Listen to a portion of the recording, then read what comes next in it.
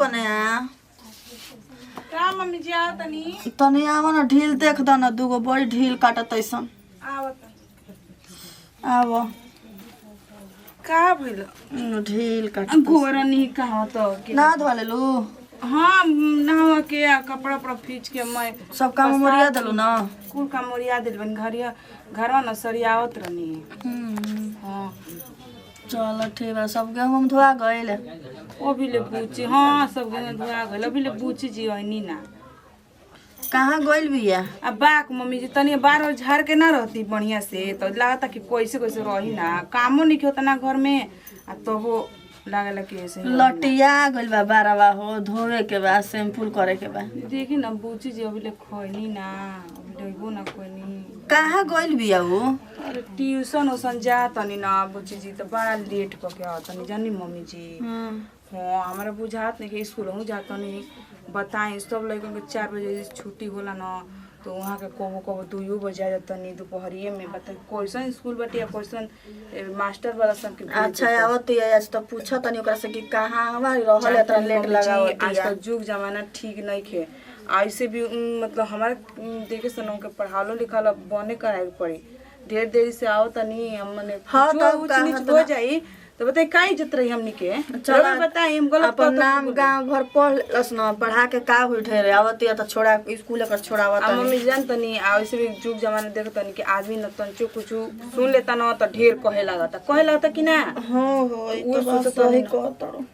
तो ये सोचते बढ़िया एगो लड़का के देख के शादी होती है अपन ठीक कर देती जब देखो ना अपन नैहरवा पता कर दिन बड़ा झाड़ देता नी लिए ना छोड़ दो रहे दो देखो अपन नैहरवा पता कर लइका उका अपन माई ले कहियो कबो कबो मने मने कहियो बात करियो त फोन से कोही ना लेकिन रउआ सब न कहतिया पढ़ ली तो बुचिया पढ़ ली ना अब अब देखी रह के तो बुरा लगी कि बतैया हमार लड़किया के पढ़ा का देख के जरूरत है लेकिन ना हो ई तो हम देखी डेरा तनी कि मान तनी कोनो ऐसे इज्जत चल जाई कोनो सब बात हो जाई तो आदमी मुंह देखावल माने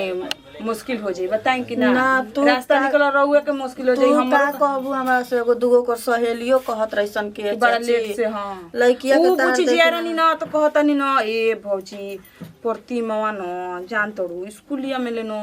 दोपहरिए में चल जाले काहे होता न घर ढेर काम बा हमरो से कहत रहिसन हमरा कहतरी ना कि काम तू नहीं कर पावत तो के बेला तो पढ़े नहीं कोनी ए बुची का कहतनी अभी ले 2 बजे तो कहियो अइबे ना कोनी घरे कबू 5 बजे से 6 बजे आई ना शाम के कहीं ना ट्यूशन जाई ना कि ट्यूशनियो जाता नहीं कि ना तनी पूछत ना ओकरे को सहेलिया कहत रहे कि जा ले स्कूल में हाजिरी बोलल है आ चल जाले कहां बैठले बनी गिर जाई जाता जा देखो त आइल लिया के आवा ओकरा के कहां भी समझाइए देतनी ओकरा आज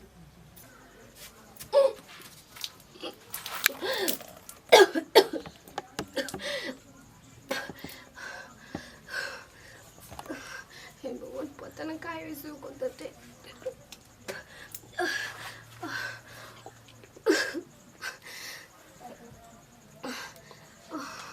पता ना दिमाग लागत कि एकदम लागत चोकर होताटी गुड़ हाथ सही कापत रोताटी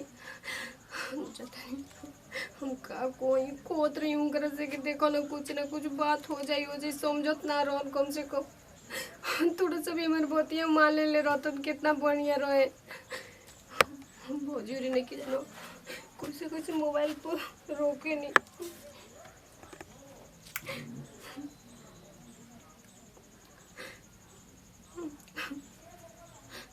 हेलो हेलो का हो का कर तो कहाँ बाबा भाई हम गाँव में गाँव में हाँ हाँ एगो तारे से बात कहे के रहे काहे रो तारू कौन बात हो पता न का होई कुछ समझ में नहीं क्या हो हाँ पता न काहे तो उल्टी हमरा ओकताटे और पेट दुखाता और न तो गोड़वा में दर्द होताटे पूरा चोकर आवताटे तबीयत खराब नहीं है ना तभी तो खराब बस न हम सुन ले बनो कि ऐसा ना मतलब बच्चा होकेला न तो अब होकेला टे हाँ ये तरीका का तड़ो या कि तू कहले रहा ना हम तारे से प्यार करनी ब्याह करम तो हमरा के देखो ऐसन बात पटे वो हमें के तू जैसे लिए चला तू हमसे कहत रहन कि हम तोरा ले शादी बियाह सब करम। तो कहत रही तो तू ऐसा सुनावा तड़ी बक हम तोरा ले प्यार ना करे नी। का तू कहत बा दिन तारे से हम बात करते रही। ओए ओए चुती ऐसे करता वा चुतिया बनावत है। हाँ जब फोन लगावत रही तब व्यवस्थे बतावत रहे कि कहाँ तू कौन ले प्यार कर लिया हमरा के। हम कहाँ जाए तू ही बतावा। कहाँ जीबी हम का जानते तू कहाँ जीबी हमारे प्यार कर लिया हम तोरा थोड़े प्यार करने की तू हम तोरा के सलाह दी कहाँ जीबी। बिटिया कितना नाच नचावत हम का जवाब देम भौजी के। अरे भैया तू रख ना फोन होना हमारा माथा मत खराब कर हम दोस्त के साथ है भाई समझ ली। आज के बाद फोन मत करिए। केका से बताओ तनी बुची कोई से ना हई उल्टी कोइले बनी का भइल बटे। कुछ नहीं बे कुछ नहीं के बताएं कुछ रोबे कर कुछ बताएं कुछ सुन ले बानी ठीक बा। मुझे मुझसे गलती हो गई हमने को माफ कर दे। गलती हो गई माफ कर दो पता केने के रखनी है पूरी इज्जत हम जौन चीज को डेरात रही जो वही चीज कहनी। मम्मी जी सुन तनी देखिए अपना बेटी करतूस का कइले बड़ी नाम कमा के आइल बड़ी। आई हो भगवान जी मैं से मत कर तार गड़ा पर नहीं माई से ना कम त हम का फरक बुझा लेके तार ढोम कि भौजी ये करा देलस ये सन ई बताई कि रोनी कइले बनी। हां बताओ वही उम्र में दादा होई कि बिटिया कौन कुल खिलावे लागल। हां होय का भइल बा हो का भइल बा मार खा लेली वे उल्टी कइले बड़ी का भइल बा ली नानी बना देली अब रो के का चाही। आई हे भगवान हे भगवान रो के खतर निक ना लातर लो सो तनी के लइए ये का रे इसका कहती रे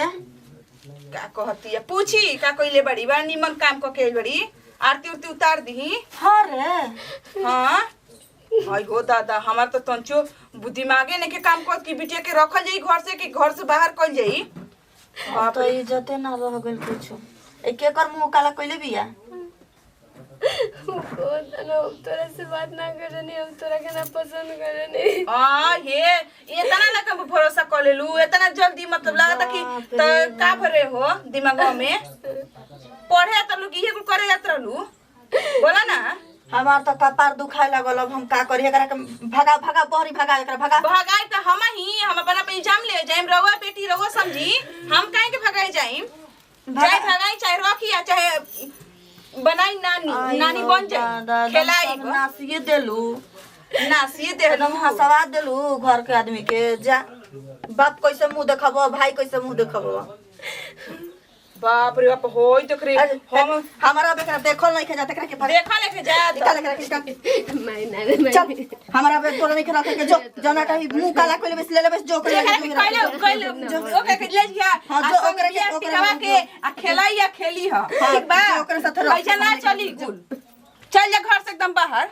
ओय हो दादा होई देखो हो भगवान जी हम तो कहत रहनी कि जाए तो हम ही झूठ बोलत तो कम कौन ठीक बटे लेकिन ना ई बिटिया तो एकदम सच्ची साबित कर देलस कि नहीं हम कौन रंग के बानी लड़की ठीक बोल निकल गए घर से। तब बाप रे रानी से बाप हम कौन तो हमने के मुंह देखती जा हमार नहीं के सब पूछी तो नंदी हो सब करो सब करो। अरे बाप रे बाप एकदम बाहर निकाल के आए मम्मी जी घर में एकदम ढूके ना देब।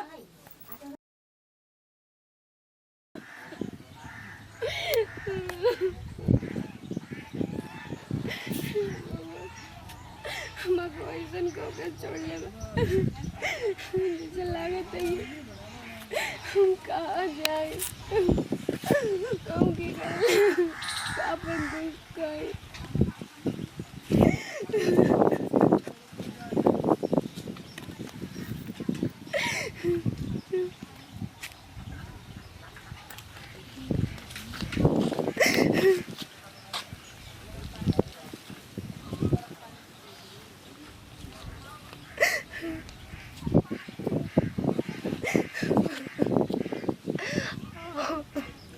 कैसन आदमी बहन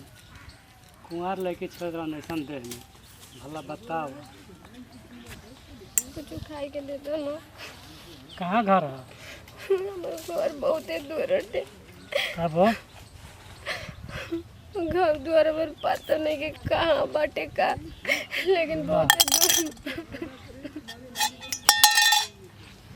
पता पता नहीं है भला बताव ऐसा ऐसा आदमी भेज देता रोड पर छोड़ता लवारिस नहीं खा रहत ऐसा युग जमाना आ गया भाई। चलो